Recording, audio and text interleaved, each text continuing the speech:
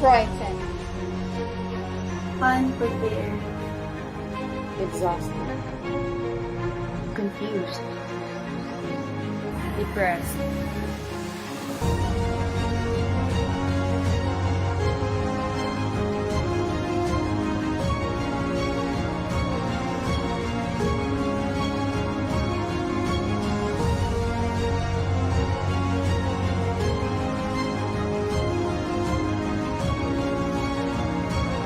I am. I am. I am. I am Christ positive.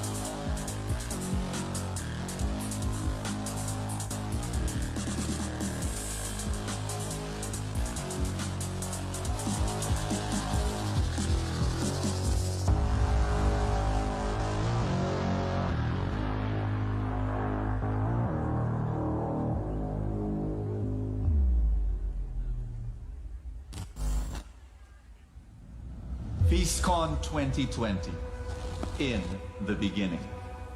When God created the world, there was nothing. And then he spoke the word, let there be light. And you know what?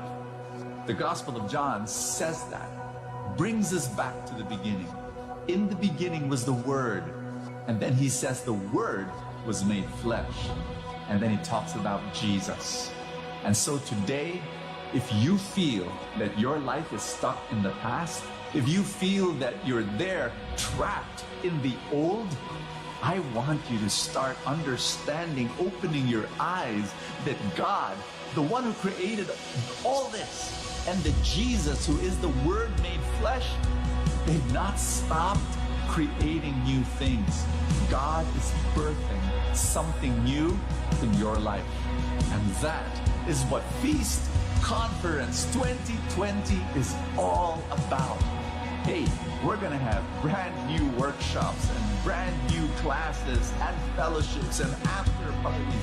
4 days where God's gonna speak to you and he will do something new in your life. I want you to be there. I want you to bring your friends. I want you to bring your family. And I want you to bring, yes, a faith that says God's going to do something new. Feast Conference 2020, in the beginning.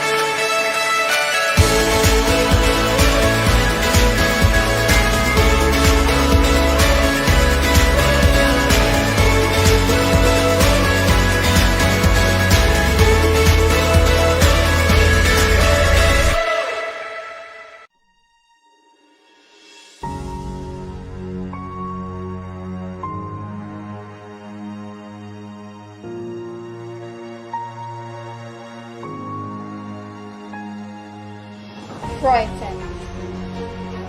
Unprepared. Exhausted. Confused. Depressed.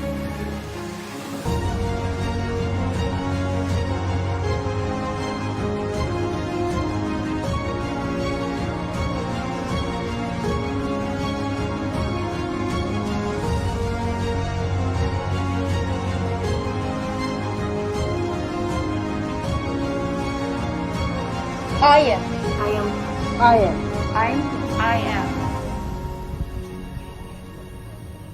Christ positive.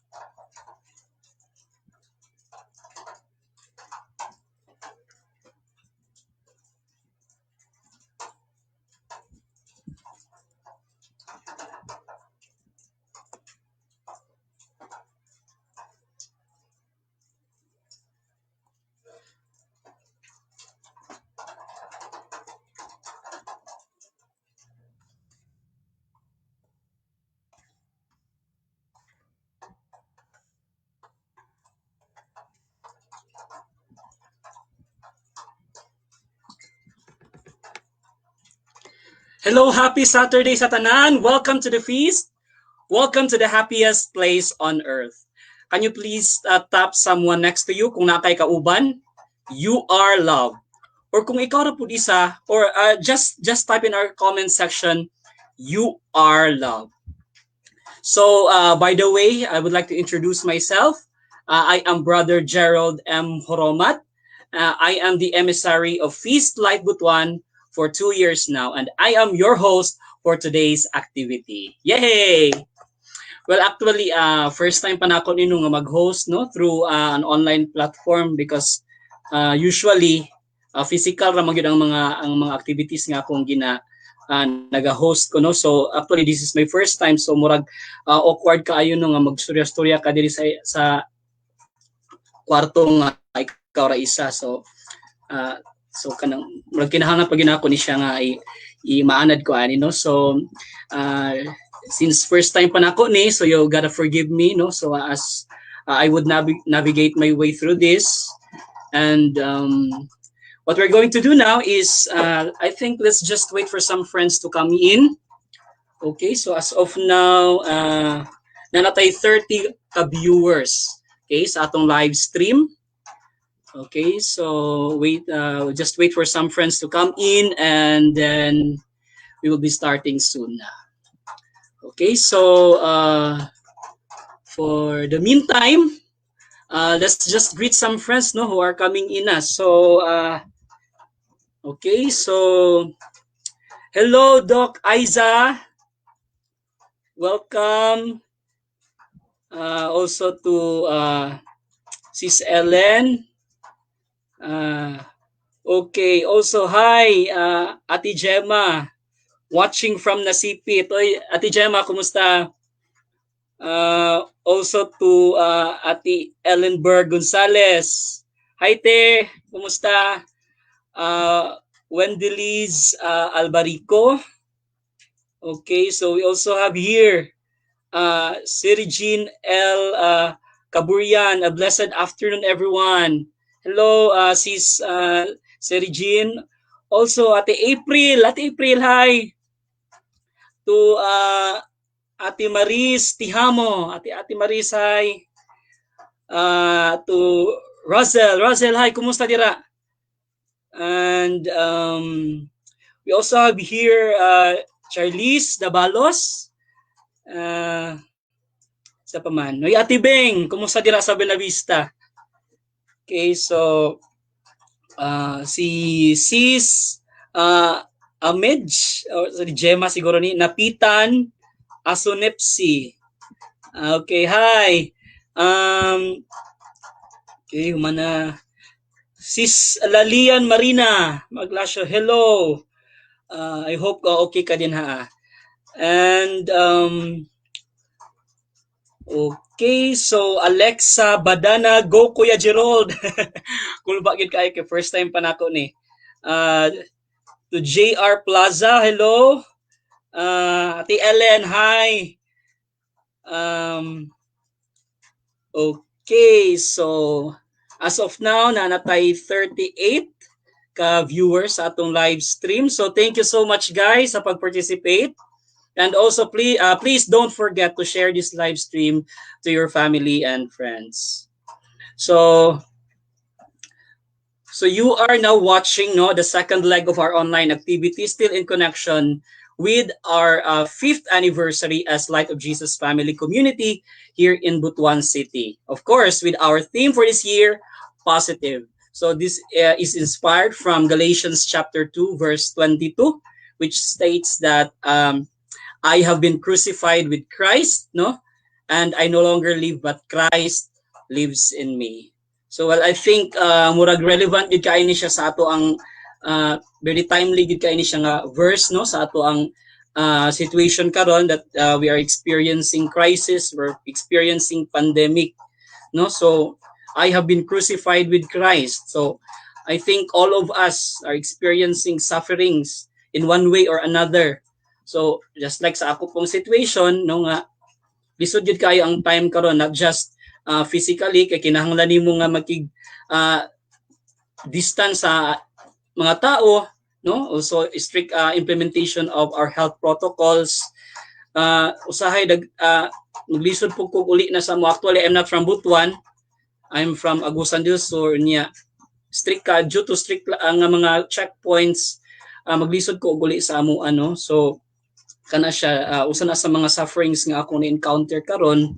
And aside from that, aside sa ako siguro nga mga na-encounter na mga suffering sa ato mga frontliners, no? Kung naabay mga frontliners nga nagwatch sa ato karon, they're also experiencing some crisis no sa pag take care sa atong mga patients. Also dili lang kay sa mga private natong nga mga lives, but even the government, no? Considering po diri sa City of Butuan nga nag-increase po ang ato ang mga cases sa local transmission. So we continue to pray na ma-overcome yun natin in crisis, no? Mugawas ng taan ang vaccine.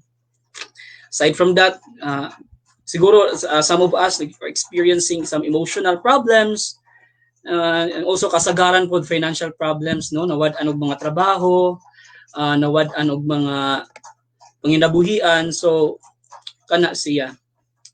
Okay, so but I do believe despite of all these sufferings, I still believe that we are not alone in this journey because Christ lives in us. We are Christ positive. So mo na siya nga among theme for this year, positive. And so before we move on, I'd like to invite you for an opening worship.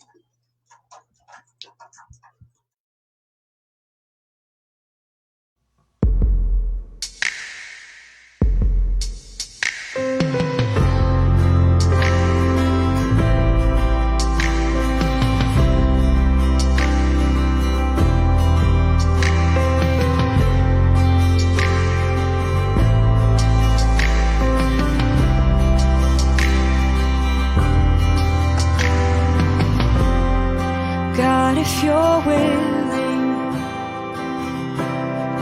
take it away.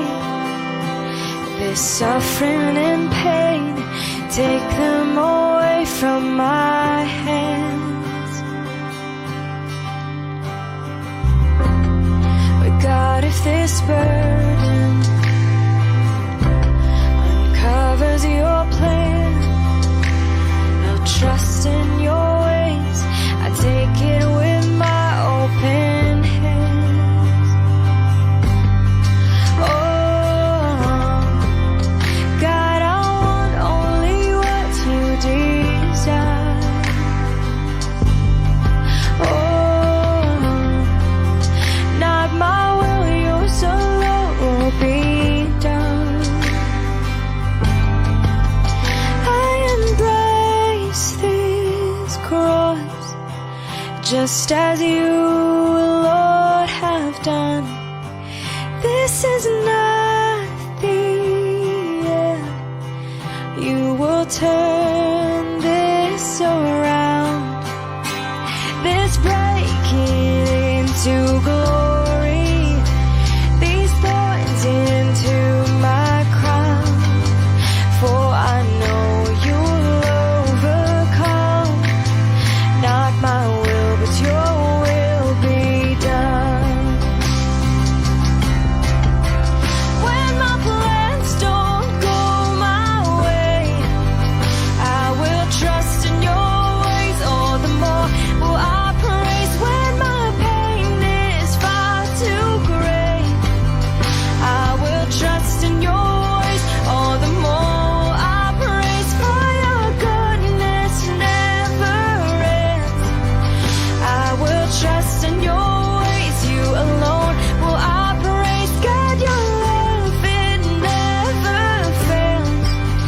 I will trust in your ways, you alone. Will I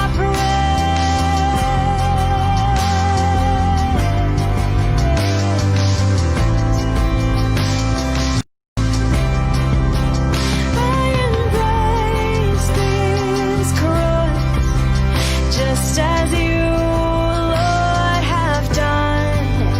This is not the end. You will turn this around. This breaking into glory, these thorns into my crown. For once you've overcome, you've conquered the grave and the cross. For I know you'll overcome. Not my will, but your will be done.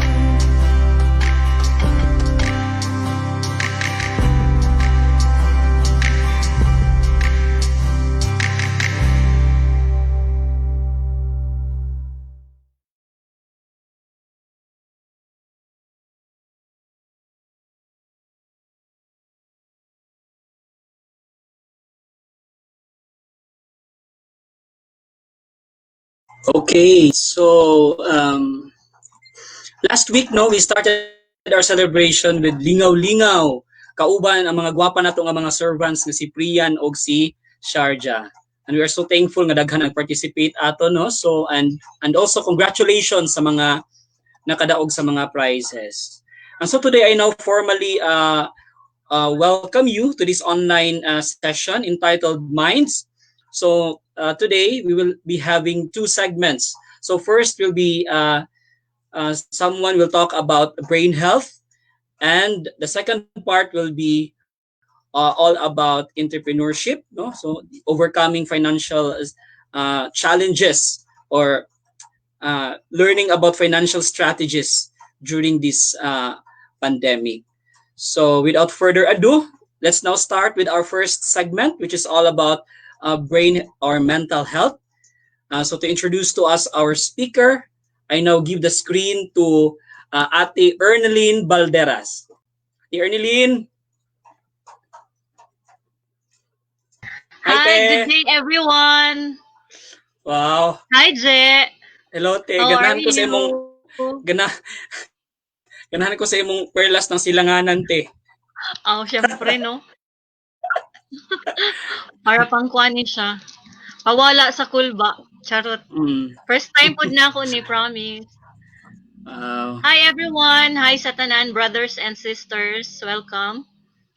So, in behalf of the team behind the anniversary celebration of Feast Light Butuan, I am honored and privileged to introduce to you our first speaker for today's segment, Minds.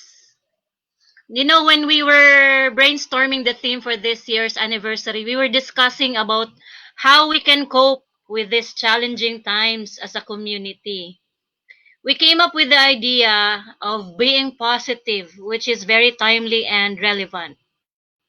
Positive is the most negative word we hear these days, no? And almost always it makes us mentally anxious and depressed. We need to bring back the real meaning of positive, and what better way to do it then start with our mental health. And we are so lucky today that today it only takes one private message to this brother of us, and he instantly said yes. Our first speaker is the first brain health coach in the Philippines. He is a stress management coach, neurolinguistic programming master, neurosematics coaching genius, and mindfulness coach. Our speaker is a lecturer and trainer. Coach RJ, as he is popularly known, has been giving personal development lectures and trainings in the topic of stress management, brain health, and emotional development. He has been speaking in crowds ranging from academic, religious, government, in both national and international companies, in live seminars, currently online since the start of the pandemic. Brothers and sisters, let us welcome our first speaker for today, Brother Ricky John Goyeneche. Take it away, Coach RJ. Go, Coach. Hello. Hi, Sis Erneline. Hi, And Coach. yes, I just want to say hello to everyone from the Feast Like Butuan and happy fifth, no? Tama, fifth anniversary. And first of all, I would like to say it is such an honor na makahatag ng short speaking engagement here na about especially a topic na gusto nako. Now, my favorite topic talaga is brain health, and mental health is a part of brain health. Now I noticed karon nga murag importante kay kang kabalo tag-alaga sa atong mental health, no? And if people out there are curious, I'm actually a member of the Feast. And here in Feast Cagayan de Oro City, yung ministry na saan ako nagsaserve po is the training ministry. So we train people from I don't train them always kasi iba-iba yung life natin, iba-iba yung dapat i-train natin. I only train in the areas na saan ako magaling. And the blessings I really received since I joined the Feast, that was in 2014, was that I experienced God's love more. And because of that, I'm doing what I do as a life coach, by giving love to others and also teaching them how to become better versions of themselves, starting sa mental health natin. And what you're gonna learn today, although konti lang talaga yung time na binigay, but this is very wonderful in terms of mental health kasi I'm actually used to speak for 3 to 6 hours. And this is a segment, as little parang patikim na ibibigay ko. So you're really gonna learn a lot from this talk. So notice habang tumatagal ang pandemic, I noticed that people started chatting with me. Bigla sila nang chat online, minsan nagte-text yung iba, and then they say, Coach, from the start of the pandemic, I feel so anxious. From the start of the pandemic, I started feeling depressed. From the start of the pandemic, now, a few months na yung lumipas, I feel so down. I feel na parang paranoid. Coach, tulungan mo naman ako. And I am not a frontliner just like my sister. But nag-isip ako, ano yung pwede kong gawin? Okay, I'm gonna help these people. Actually, walang bayad tong lahat. If they need someone, I do my best to give them the response kasi I'm used to do one-on-one coaching talaga, and because of the situation plus may mga seniors kami dito sa bahay, online lang talaga kung kaya tong pwedeng gawin. So I do my best, and suddenly companies started to chat with me na, can you give a stress management? Can you give a positivity? Can you give a brain health talk para sa mga staff namin? And when I started talking about brain health referrals came, and na-shock sila kasi, wow, yun pala yung effect ng example, vitamin D. Now, later, after this, we have a portion na parang question and answer. If you have questions, kasi you might have questions, I don't know how they're gonna do it. They can relay it to me, but I'm gonna do my best to answer them kasi what I'm gonna give you is very good in terms of mental health. Kasi dalawa yun eh. You have to hit the psychological, but you also need to hit the biological part. That's the brain. If you fix that part, the mind will follow. Pero connected talaga sila, just like body and spirit. So grab your notes because you are gonna learn something that's very important. You can write down notes, especially by the end, I'm actually gonna give a technique because most of us, since the start of the pandemic, nagiging negative thinker. Ang daling nagagalit. Ang daming pumapasok na mga negativity and it's hard for us to, what are we gonna do to control that? What are we gonna do to shut that out? And I'm gonna give you that technique which has worked for so many of the people that has contacted me. So I decided to just, you know what? I love the feast so much. I've got all the blessings here. I'm gonna bless. I'm gonna teach you that technique, and it's very very simple. You just ask questions, and the questions really work. So I'm gonna share that with you later. But we need to before that we need to do something with a very important part of us. And just allow me to share my screens with you here. Uh, okay.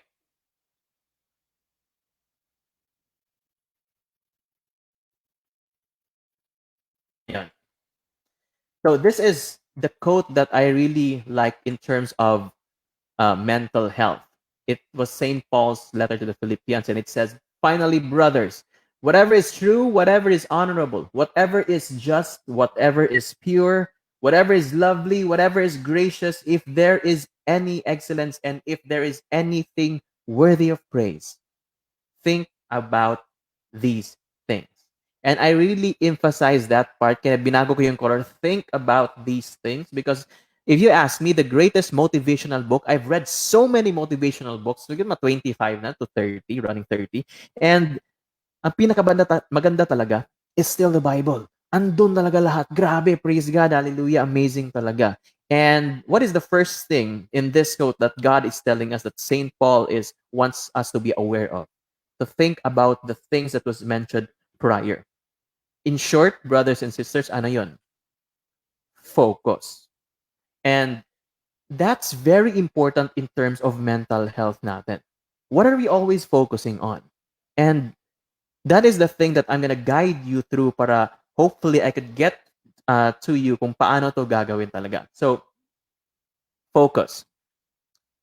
Here are the three things that we focus on. Okay? So, we can focus on what we can control or what we can't control. That's the first one. The second one is we focus on what we have or what we don't have, what we do not have. The third thing we focus on is what is in our past, present, and in our future. Na isa-isahin ko yan para at least mas ma-cleared natin kasi baka sabihin ng iba nga, okay, past, present, future, okay, can or can't. I'm gonna go a little bit deep on this one. Let's go with the first one. The first one, people focus on the things that they cannot and the things that they can control. Let's give an example of things that they cannot control. For example, pagising natin sa umaga, ano yung ginagawa natin? Okay, online, Facebook tayo agad. And habang nag-Facebook tayo, ano yung first nakikita natin? Well, nag-increase na yung local cases. After that, oh my God, another bad news. After that, okay, the fire that's going on in another part of the States. And then this tragedy going on here. And then what happens is we share and then we even respond. And if we do not like what is written, we fight for it. Grabe, aawayin talaga natin yon. And then we wait, and then we fight, and then we wait, and then we move, we scroll down to the next thing that can trigger our emotions. So what happens to that? Slowly, nagsa-stack na yun. Okay? Nag-stack na yun, and then suddenly, after 6 months, boom, naging paranoid ka na. Kasi konti lang, okay, this little bad news, it doesn't matter, it doesn't bother you. And then another bad news, okay, it doesn't bother you. It's growing every day. That's one post, one post, one post. What if one day, ganon yun, after 6 months, oh my gosh. And then you start to think why you're very anxious after 6 months have passed, or 7 months, or after sa time na naka-quarantine tayo. These are the people who focus on the things they cannot control, and it's poisoning their mind. However, there are people who focus on the things that they can control. What do I mean by that? Again, pagising sa umaga, they look at their Facebook post, and then yun yung nakita nila. Oh, may local case na kami. Oh my gosh. And then they can share. And then, ito yung crucial part. They go to their YouTube or in Google, and then they ask, how to increase my immune system, how to become stronger, how to have a stronger, fitter body despite nag-pandemic. So ano yon? These are the things they can control. You can control to kung ano yung kakainin mo. You can control on what you want to cook. You can control these things. But if you keep on focusing on the things you can control, like you can control sa pag-spread ng nangyayari sa atin ngayon, you can control that. You can control the response of other people, but you can control your responses. You can control ano yung gusto mong i-search. You can control ano yung gagawin mo despite what's happening sa situation natin ngayon. So looking back, what are you focusing on? When you wake up, automatic you're focusing on the things that are scary, or after you look at that you focus something else. Coach, ano ba yung difference? Ito. There's a difference between awareness and overexposure. Again, there's a difference between awareness and overexposure. Coach, ano ba yung difference dyan? When you say awareness, nakita mo yung post, you are aware that, okay, there's something happening sa barangay namin. There's something happening sa city namin. And then, okay na yun, what are you gonna do about that with that information? Will you just share it and then if you go to my Facebook channel, I don't usually post those awareness actually. It's good to post for awareness sake, but akin more on positivity, what you're gonna do, how you're gonna do it, because we are all aware na. We are all aware. 6 months ago, naging aware na tayo na may virus na ganito, it hits the immune system. But are we focusing on improving the immune system na tin-target niya? That is the difference. Overexposure, I saw the bad news and then I share it. I reply to the bad news, look at the bad news, look at dito, ano yung difference ng sitting ito. And then you become paranoid because you're focusing on the things that you cannot control. But once you focus on the things that you can control, you're going to be much more powerful. You're going to be much more empowered. That's what God wants you to focus on. So ano ba yung pinafocus mo? The things that you can control or the things that you can? Number 2, people tend to focus on what they do not have or what they have. Okay, what do I mean by this one? When they look at the post, automatic, gusto ko nga maging healthy. If ever you've answered the number 1, gusto ko maging healthy pero wala akong pera. Gusto ko maging healthy pero hindi ko maka-afford ng supplements. Gusto ko maging healthy pero yung location namin, ang layo sa pharmacy, 50 blocks pa yung pharmacy or 30 blocks pa yung pharmacy. Hindi talaga to pwede, coach. Hindi talaga to pwede. Mahirap to. What you're telling me is the things that you mentioned, the money, that you can't do this, that you do not have this, they are called resources. And how many people yung kilala mo or narinig mo na sinasabing, grabe, alam mo, yung pinsan ko, ang yaman nila. If I had that money, promise, ang ganda ng katawan ko, mag-gym talaga ako. I'm really gonna invest in the stock market. I'm really gonna do this. I'm gonna create charity. Pero yung pinsan ko, anong ginagawa? Sayang yung pera. Ano ba yung ginagawa nila? Yung iba nagda-drugs, yung iba ginagawa to. But they have the resources, right? But how come there are people who we can really say have nothing, na parang grabe, galit siguro si Lord sa kanila. But no, they have nothing. They have no resources, but they are very resourceful. There's a difference between a person who has the resources and the person who is resourceful. How many times have we heard of people who lack the resources but were very resourceful in terms of their skills, their talents, their connection, their friends, their whatever they had, they used it and naging multi-billionaires pa sila. So that's a difference. Many people choose a focus on what they don't have, which are their resources. Why not focus on what you have? Like, yes, wala kang pangbili ng supplements. Pero pag tingin mo sa kapitbahay mo, uy, may malunggay. Ate, pahingi naman ng malunggay. Tatanim ako dito. Now you have wonderful nutrients for your body. Yes, you can go to the gym, but it's free to do your sit-ups and push-ups at home. You can get rocks or bags na lagyan mo ng akat, gawin mo ng ano. Use your resources. That's your resource. That's the things that you have. You can be resourceful with those things. So, sa ngayon, looking back, ano ba yung na-notice mo? When well, in Bisaya, kung sige kag reklamo, unsa man imong ginahuna pero may katumbutang wala sa'yo? Or have you shifted? So, okay, wala akong ganito, but I have this. I can use this. I can still use this. I can survive this pandemic because I have these. Sabi nila na, I always recommend people, you know what, it's very important if you have the vitamin D. Added bonus lang to sa those who are watching. Even if you Google this, people who actually had yung who died in COVID, sa COVID, they had a research in Europe and also here in Asia. I don't know what part of Asia, but they saw that people who actually died very low in vitamin D. So it's very important actually to maximize, optimize yung term namin sa brain health, your vitamin D. Another thing, people who have mental health disorders, super low yung vitamin D, below normal. Because the gray matter in the brain, what strengthens that is your vitamin D. So get your vitamin D. Another, there's a part of, notice in the pandemic, nag-increase yung weight natin. Mas grabe yung kain. There's a part of our body called leptin. And the purpose of leptin is basically it tells you na, okay, and that's your third rice, that's your second rice, please stop. If na-turn off yung leptin, then you're just gonna eat and eat until na-feel mo na, oh my gosh, andito na yung rice na kinakain ko, no more na. Then you stop. What turns off leptin is if your vitamin D is below normal. Now, Coach, mahal man yung vitamin D, nakita ko sa healthy options. You know what? Yes, the body does not have the capability to produce its own vitamin D, but you can get it from the sun.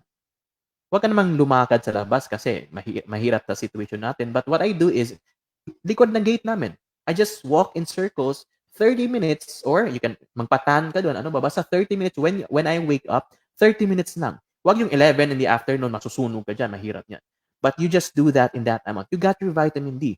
And you'll also notice that you'll start to have better emotional management because it's very related in your mental health. Diba? Okay, you don't have the supplements, you have the sun. You can use that, diba? So what have you been focusing on? Things that you do not have or things that you have. Yan, kayo na yung nakakaalam dyan. The third thing that we focus on is we focus on the past, we focus on the present, and we focus on the future. Now, I'm just gonna break this down. When you're always looking back at your past, and you always look back, remember the time, I remember the days, looking back, what's gonna happen? There's a chance you're gonna start to feel depressed because if you're always looking back, you're gonna miss those parts. Or hindi na yun babalik, baka yan yung nasa isip mo, looking back, you're gonna get depressed.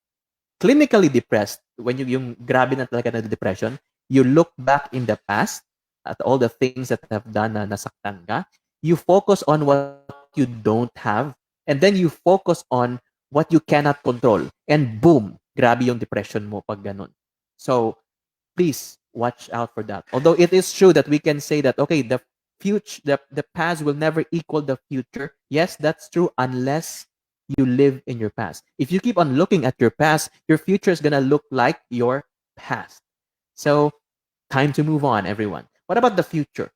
Coach, di ba okay naman yung mag-future, yung goal setting? Yes, super important. We really need to have goals in life because we can't move on. What I'm saying in the future, yung mga type of people who focus so much on the future, like, okay, nag-pandemic, I'm gonna prove people na by December, may abs na ako by December. And for the past 7 months or 8 months or 4 months, nakahiga ka lang at kumain ng kumain. You're never gonna get that abs. You're so fixated on the future and not focusing on what I can do in the moment today, it's just gonna become an illusion. Hanggang dreams ka na lang. Because for me, it's great to have dreams. But what's important, you need to learn to wake up so that you can actually do something to make those dreams come true. So what should we do? You have the goals, but go back and live in the moment. Live in the now. This is the most important thing. Ito yung present, di ba? Kaya nga present because it's a gift. Kailangan natin to focus on what we have now, to focus on what the things that we can control. And by the way, people who have panic attacks, yung mga, I don't know how many of you listeners who have panic attacks. I've had panic attacks from 2010 to 2017. I was clinical and depressed. I had a psychiatrist. The first coaching client ko was myself. And from 2017 up till today, I'm feeling so much better and I've helped so many people. So I'm doing these talks here. So proven and tested talaga itong sinasabi ko nito. Although, konting part lang to, but this is very powerful. Okay? People who have panic attacks, they focus on the future, on the worst case scenario. But what if when I do this, this happens? Oh, what if ganito, ganito? Okay, kulong na lang ako forever, ganon, ganon. What should we do? What happens to them? They focus on the future. They focus on the things they can't control, and they focus on the things that, tama, they do not have. But what if you focus on the present? You focus on the things that you can control, and you focus on the things that you do have. There's not much time to worry because andito ka sa ngayon.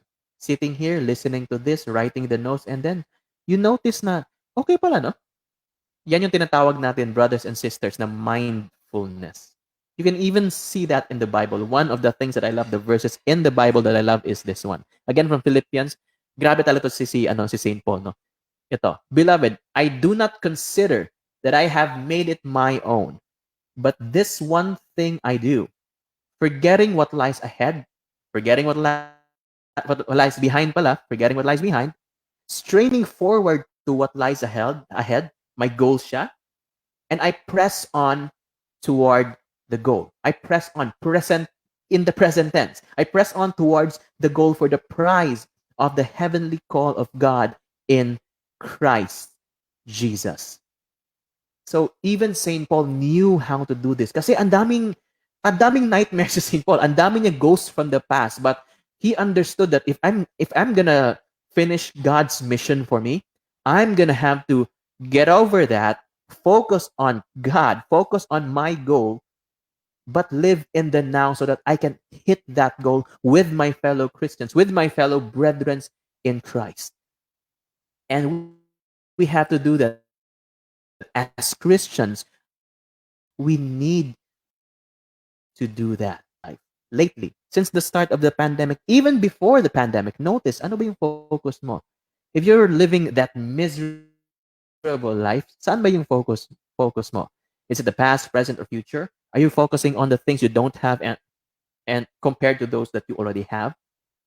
Or are you focusing on the things that you can't control compared to the things that you can control? I talked to a person, nagpa-coach siya. And sabi niya na, Coach, anong gagawin ko? Na-anxious na ako. I'm always at home. And I told him that, do you have a son, right? And he said, yes, I have a son. Why don't you talk to your son? What's been going on with his life ngayon? And then we didn't have the conversation. And after a month, nag-chat siya. And he said, Coach, thank you for that advice. I just realized I don't know who my son is. And when he started talking to his son, he knew his problems and they got closer as father and son. Now, if you're listening, that's a great way for you to actually have better mental health. It's very important that you communicate properly to your loved ones because you don't know that that person needs someone to talk to. Kailangan lang niya mag-unload. Hindi lang ikaw yung nasa stress, pati sila. And we become better together. Diba? Two heads are better than one. Coach, ito yung tanong ko. Coach, what if na andun na, nangyari na andun na yung damage, andun na yung negative thought ko. What can I do? What can I do with this? Andun na yung negative thought ko. How do I handle negative thought? Ito, bonus ko to sa inyo, no? How do you handle negative thought? Ito, how to challenge your ants. Oh, ants na alimigas kung Bisaya, no? Or langgam kung Tagalog. Tama ba lang? Yeah, langgam kung Tagalog. So anong connection ng ants? Okay, when you're eating, tapos na isa ka alimigas, nilabay, samukan ka dili. Maybe you can say na, dili, not so much. And then 2 ants go by. And then, not so much. And then 5 ants go by. And then 50 ants go by. So what do? You start smacking the table. Kasi, na-disturb ka na. How much more kung 100 ants? Now, how do we spell an ant? A-N-T? Ano yung connection? Diba sa ant, na-disturb ka na sa labas, how much more yung ants sa loob? A-N-T, automatic negative thoughts. Thoughts na andun na kasi nag-stack up na yung ilang months na you're focusing on the things that you're not supposed to be doing and making it worse. Kaya ang bilis mo na mag-negative thinking. and natatamaan na yung mental health natin. So how do we do that? Well, here is a very simple way for us to do that. Very simple questioning pattern. Five, you can do six, but here's the first. If you have a negative thought, you ask yourself or even your friends these questions. I had a friend na lumapit sa akin. Sabi niya, Coach, no one loves me. Yan yung negative thought niya. No one loves me. So, okay, no one loves me. Yan yung thought. I asked him, is it true that no one loves you? And then he said, yes, no one loves me, Coach. And I said, okay, no one loves you. Second question, are you sure? Are you absolutely sure with all compelling evidences that no one loves you? And then he started to think. And what happens? This slowly breaks the thought, weakening it. And then I realized, wait. My mom loves me. My brother loves me. My friends love me. So, ano yung belief niya, and which is very important. Sorry. Third, and then you proceed to the third one. How would you feel if you have that thought? How would you feel if you have that negative thought? And he answered, I would feel really bad, I would feel anxious, and I would feel depressed. And then I said, okay, ito, who would you be? Who would you become if you did not have that thought? And then he said, I would be happier, I would be stronger, I'd be more connected, I'd be more confident. And you can see sa change sa iyang posture. And then I asked, okay, so what is the opposite of that thought that no one loves you? And he said, well, my parents love me, my friends love me, my brother loves me. And I said, right, is it true? And he said, oh, kasasabi ko lang, diba? They really care about me. And you notice that nag-iba talaga yung mindset niya. Super simple but very effective. Ba't ko nasabi ito? This was actually created by a person who is challenged mentally. Her name is Byron Katie. She was able to heal herself using these questions. This is very powerful. I tell you, this is very powerful. Na-try nga to sa isang bata. This kid, well, unfortunately, namatay yung lolo niya. And she saw the doctors really doing their best to revive the grandfather. But bata pa siya, she doesn't know what's going on. Nakita niya parang ginaganon yung lolo niya. And she talked to a colleague of mine and said that, you know what, I hate going to the hospitals. The doctors killed my lolo. And then he said, is that true? And this is a kid, okay? 9-year-old kid. And then he said, is that true? And she answered, yes, I saw it. And he asked again, okay, are you absolutely sure with everything that all doctors are bad? All hospitals you don't like? And then she said, no, I think my lolo was really sick because as I know, the doctors were kind and they were doing the best they can to help my lolo. And you see that the thought was being destroyed. And then they asked, okay, how would you feel if you have that thought? And then, when I get sick, I would be afraid to go to the hospital because I hate hospitals. And then I would get more sicker. I don't like that. And then he asked, okay, who would you be if you did not have that thought? And she answered, I would be really happy, really strong, and I would be friends with so many doctors. I would become a doctor. And then he asked, so what do you think about it now? I said, okay, well, not all doctors. Maybe my lolo was just really, really sick, and doctors can really help. Some doctors are not good, but yeah, many of them help. See, if it worked for my friend and that 9-year-old, it's going to work for you. I hope you learned so much from that talk. I just want to leave you with these Bible verse in Romans verse 12, Romans 12:2. It says, do not conform to the patterns of this world, but be transformed by the renewing of your mind. Ang pattern ng mundo ngayon, all negative. The news negative. Well, that's the way for us to listen kasi. For us to survive, that's natural for the brain. Now, we look for negative for us to survive. But the mind, it needs to be directed so that we can live much more positive and much more happier. And by the renewing of the mind, what happens? How do you do that? You ask the questions. You challenge the thought. And then you will be able to test and approve what God's will is. His good, pleasing, and perfect will. Bakit? Ano ba yung will ni Lord? Na you will be thinking that your family, that everyone hates you, or that there are people who really love you? Ano ba yung will ni Lord? Na the hospitals are bad and doctors are there to kill the grandfathers? Or hospitals are there to help save lives? It all depends on your focus. Now, I hope you learned a lot. And siguro last message ko would be 3 things. I always tell this to everyone. You should be more, you should love more, and you should bless more.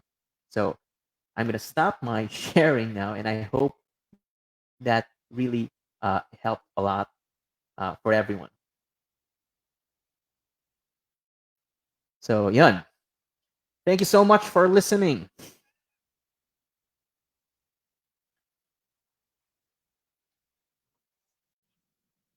Thank you, bro. That was amazing, bro. Yeah, thank you. Okay, so Ate Ernieline, hello? I think naka-mute ka. I think naghang siya. Oo. So very important no na akong na-learn sa imuha bro is importante gyud nga ma-manage nimo og tarong imuhang focus.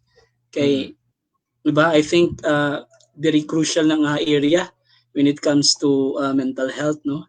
So guilty gyud ko sa imong mga gipang-ingon gaina no ka every time mumata sa buntag mag Facebook dayon. Anya nga ako ra bang gana is mga bad news bitaw magsige read sa mga kaning mga comments sa mga news like sa mga DDS mga kuan so murag guilty gid kay kuan na every morning ga read og mga bad news no so I think murag na inspire you ko sa imong message kay na it is more on managing the focus so kato the earns. Yeah, ako murag naigpugwad to pero grabe ka ako I'm thankful bro for what you shared about how to challenge and karon ba ko kadungog adto no automatic negative thoughts. My God. So now I know how to handle my negative thoughts. Is it true? Is it really, really, really true? How would you feel if you have that thought? Diba? How would you feel how would you be, diba? What would you be if you did not have that thought? And then, what is the smile? Take note to, diba? Grabe kami. Do we have questions? Yeah. Kasi if we do not have questions, maglami kayo ipang share ni bro. And optimize the vitamin C. Yeah, we have a question here. From Priyan. As a concern from Priyan.